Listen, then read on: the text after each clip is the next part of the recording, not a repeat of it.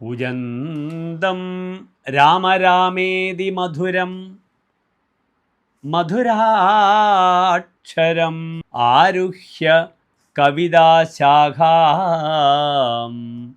വന്ദേ വാത്മീകികോകിലം.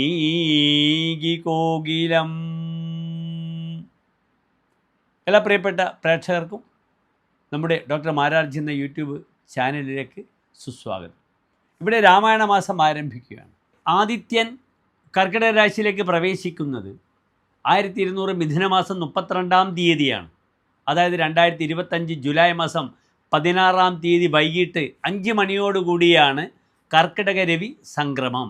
ഈ കർക്കിടക രവി സംക്രമമാണ് സൂര്യൻ്റെ കർക്കിടക രാശി പ്രവേശനവും അതുമായി ബന്ധപ്പെടുന്ന ശുഭാശുഭ ഫലങ്ങളും നാം ചർച്ച ചെയ്യേണ്ടത്.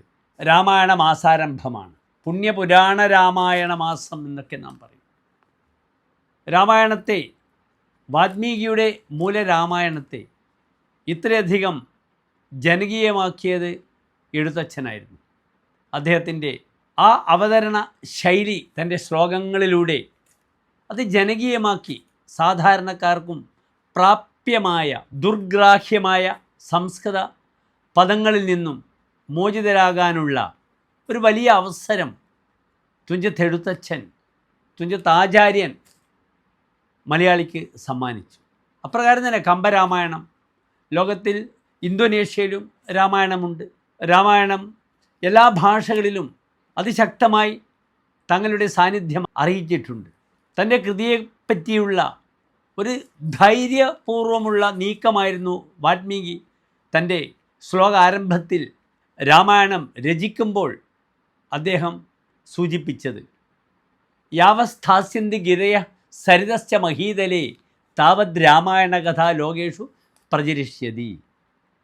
ഈ കുന്നുകളും പുഴകളും ഉള്ള കാലത്തോളം, അനന്തകാലത്തോളം രാമായണ കഥ ലോകങ്ങളിൽ പ്രചരിക്കുമെന്നാണ് അദ്ദേഹം പ്രഖ്യാപിച്ചത്. അത് കവിയുടെ ആത്മധൈര്യമാകുന്നു. തൻ്റെ കൃതി എത്രത്തോളം മികച്ചതാണ്, അത് എത്രത്തോളം പ്രേക്ഷകർ ഇരുകൈയും നീട്ടി സ്വീകരിക്കുമെന്നതിൻ്റെ ഉത്തമ ഉദാഹരണമായിരുന്നു ആ ശ്ലോകവും രാമായണമെന്ന ആ ഇതിഹാസ ഗ്രന്ഥവും. പലരും രാമായണമെന്ന ഈ ശ്ലോകത്തിനെ 4 ശ്ലോകത്തിൽ, ഒരൊറ്റ ശ്ലോകത്തിൽ ഏകശ്ലോകി രാമായണമെന്ന രീതിയിൽ അവതരിപ്പിച്ചിട്ടുണ്ട്. ഇതിൻ്റെ കർത്തൃത്വമാരെന്ന് നമുക്കറിയില്ല. പൂർവം രാമതപോവനാധിഗമനം ഹത്വാ മൃഗം കാഞ്ചനം വൈദേഹീഹരണം ജടായുമരണം സുഗ്രീവ സംഭാഷണം ബാലീനിഗ്രഹണം സമുദ്രതരണം ലങ്കാപുരി ദാഹനം പശ്ചാത് രാവണ കുംഭകർണ മഥനം ഏതദ്ധി രാമായണം.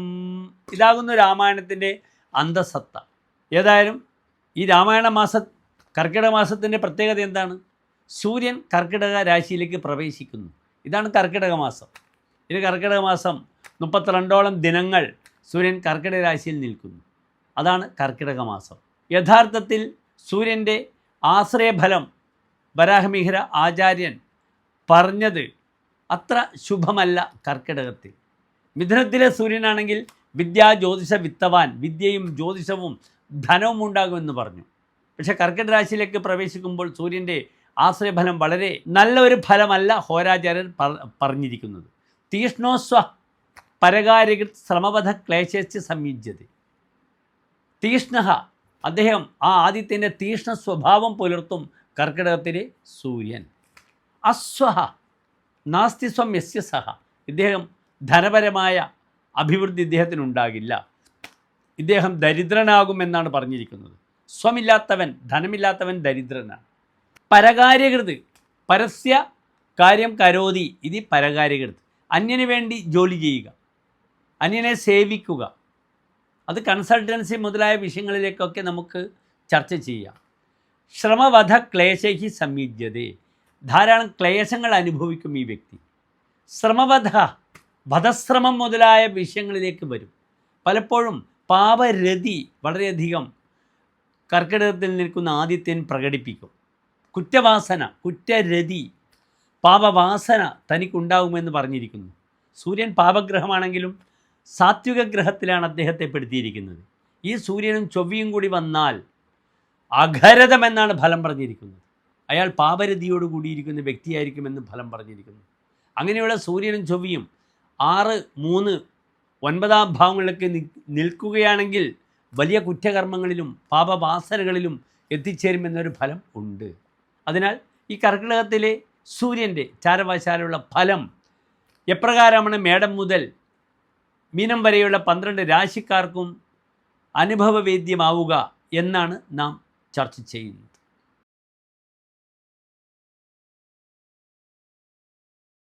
ചിത്ര നക്ഷത്രത്തിൻ്റെ അവസാനത്തെ 30 നാഴിക, ചോതി വിശാഖ നക്ഷത്രത്തിൻ്റെ ആദ്യത്തെ 45 നാഴിക വരുന്ന 2 നക്ഷത്ര സമൂഹമാകുന്നു തുലാൻ രാശി.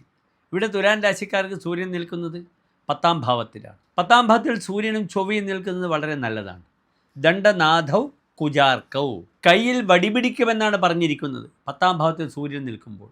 അതിനാൽ ഈ 10ലെ സൂര്യൻ കർമ്മമേഖലയിൽ വളരെയധികം ഊർജ്ജസ്വലതയെ പ്രദാനം ചെയ്യും തുലാൻ രാശിക്കാർ. തുലാൻ രാശിക്കാർക്ക് സൂര്യൻ 11ാം ഭാവാധിപനാണ്. 11ാം ഭാവം വെച്ചാൽ ലാഭമാണ്, വളരെ നല്ല ഫലമാണ്. സൂര്യൻ 11ാം ഭാവത്തിൽ നിൽക്കുമ്പോൾ പറഞ്ഞിരിക്കുന്നത് ഹോരാചാര്യർ ശ്രുത ശൗര്യഭാഗ് ഖേ, ഖമെന്നാൽ ആകാശം, ഖേ 10ാം ഭാവത്തിൽ നിൽക്കുമ്പോൾ ശ്രുത ശൗര്യഭാഗ്, ശാസ്ത്രജ്ഞാനവും നല്ല ശൂരതയും പ്രകടിപ്പിക്കും. ആ ഊർജ്ജസ്വലതയിലൂടെ തുലാൻ രാശിക്കാർക്ക് ഈ ഒരു മാസം വളരെ അനുകൂലമാണ്. ഇത് അധോമുഖ രാശിയാകയാൽ കാശ് നഷ്ടപ്പെടാതെ ശ്രദ്ധിക്കുക. തുലാൻ രാശിക്കാർ എല്ലാവരെയും സഹായിക്കും, ലോകത്തെ മുഴുവൻ സഹായിക്കുന്നവരാണ്. ആ സഹായം ബന്ധുക്കൾക്കായാലും സുഹൃത്തുക്കൾക്കായാലും സഹായം ലഭിച്ച വ്യക്തികൾ പിന്നെ അത് തിരിച്ചു കൊടുക്കില്ല. ഇദ്ദേഹത്തിനെ ദുഷിക്കും, കുറ്റം പറയും എന്നൊരു ഫലമുണ്ട് തുലാൻ രാശിക്കാർക്ക്. ബന്ധുനാം ഉപകാരകർ വിരുദ്ധ തെക്തഹ തേഹി സപ്തമേ, ബന്ധുക്കൾക്ക് ഉപകാരം ചെയ്ത് അവസാനം അവരാൽ പരിത്യജിക്കപ്പെടും. കുറ്റപ്പെടുത്തലുകൾ ഒക്കെ കേൾക്കേണ്ടി വരും തുലാൻ രാശിക്കാർക്കെന്ന് അറിയണം. ഇവിടെ അധോമുഖ രാശിയാകയാൽ ഞാൻ പറഞ്ഞു കാശ് ശ്രദ്ധിക്കുക. അതിനും അപ്പുറം വാഹന വിഷയം വളരെ ശ്രദ്ധിക്കണം. ഡ്രൈവിങ്ങിലൂടെ അപകടം വരുന്ന മാസമാണ്. അതിനാൽ പ്രത്യേകിച്ച് തുലാൻ രാശി ദ്വിപാദി രാശിയാണ്, 2 പാദങ്ങളുള്ള രാശിയാണ്. ഏറ്റവും ശ്രദ്ധിക്കേണ്ടത് 2 വീലർ ഓടിക്കുന്നവർ വളരെ ജാഗ്രത പാലിക്കുക. അധികാരത്തിലെ പൂർണ്ണത പ്രകടിപ്പിക്കും. പക്ഷേ കർമ്മമേഖല 10ാം ഭാവത്തിൽ സൂര്യൻ നിൽക്കുമ്പോൾ 10ാം ഭാവം എന്തൊക്കെയാണ്? ദേവാലയ, നഗരസഭ, മാർഗാലയ, ദാസ, സർവകർമാണി, ദാസാലംബനമേധ സർവം ചിന്തിയം ദ്വിതീയത. ഇവിടെ 10ാം ഭാവത്തിൽ ചൊവ്വ നിൽക്കുമ്പോൾ ദേവാലയങ്ങൾക്കൊക്കെ ക്ലേശങ്ങൾ ഉണ്ടാകാം. അപ്രകാരം ഭൃത്യന്മാർക്ക് ബുദ്ധിമുട്ടുകൾ, അവർക്ക് അപകടങ്ങൾ ഉണ്ടാവുക, അവരെ കൊണ്ട് തനിക്ക് ബുദ്ധിമുട്ടുകൾ ഉണ്ടാവുക തുടങ്ങിയ എല്ലാ ക്ലേശങ്ങളും ഈ 10ാം ഭാവത്തിൽ ആദിത്യൻ വരുമ്പോൾ ഉണ്ടാകും. ഊർജ്ജസ്വലതയോടുകൂടി ജോലി ചെയ്യാൻ യോഗമാണ്. ബാക്കി കാര്യങ്ങളൊക്കെ നിയന്ത്രണ വിധേയമാക്കണം. ഒരു പരിധി കവിഞ്ഞ് തൊഴിലാളികളൊക്കെ തൻ്റെ തലയിൽ കയറുന്നൊരവസ്ഥ ഉണ്ടാകാൻ പാടില്ല. അവർ വളരെയധികം ഇവിടെ തൻ്റെ മിടുക്ക് മുഴുവൻ കാണിക്കേണ്ടത് ഒരു കർമ്മം എക്സിക്യൂട്ടീവ് ചെയ്ത് മുമ്പോട്ട് പോകലാണ്. തുലാൻ രാശിയിൽ വളരെ പ്രബലമായാണ് സൂര്യൻ്റെ ഫലം ചമത്കാര ചിന്താമണിയിൽ പറഞ്ഞിരിക്കുന്നത്. പ്രയാതോംശുമാനസ്യ മേഷുരണേസ്യ ശ്രമസിദ്ധിതോ രാജതുല്യോ നരസ്യ, രാജാവിന് സദൃശനായ രീതിയിലൊരു മനുഷ്യൻ്റെ എല്ലാ കാര്യങ്ങളും നടക്കുന്നു.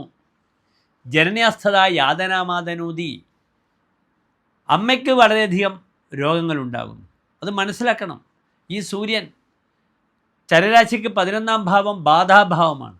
ബാധാധിപനായ സൂര്യൻ 10ൽ നിൽക്കുമ്പോൾ ആ സൂര്യൻ്റെ വിശേഷ ദൃഷ്ടി 7ാം ഭാവത്തിലേക്കാണ്. 7ാം ഭാവം അമ്മാമന്മാരൊക്കെ തന്നെയാണ്, കുടുംബമാണ്, പരിവാരം ഒക്കെയാണ്.